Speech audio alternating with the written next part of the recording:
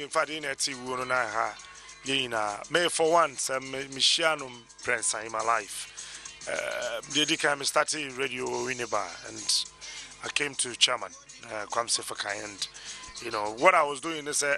na me morning show ni bida nti me company ni ka se me nkoye nsa na fe na abobom so what I was doing is that me mo be recording no be so recorded chairman me pon na ma tro, then the next day I go through na me dey nti me be hu chairman na me ka se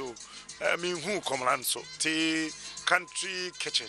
enaja me ne chairman call ye to fufu ye di an ofre no na big boss so by also didn't sabetu me be DJ. That was the first time. Second time the His Majesty music producer no frame me, and surprisingly me didn't come no so afra komla krasa komla somra, and then kene onene komla ishia ye didn't come third time the mia, and then the on one kasa tone sa frame me na me ne buy na me be share oboa me kwasem ya me wo wini ba na ofre me wo take FM na ofre o chere me de me nya me busa na me hu na osuso me mo build me yankaka kakra e de be du samre me ti ni wo no kwasem ya me nim ni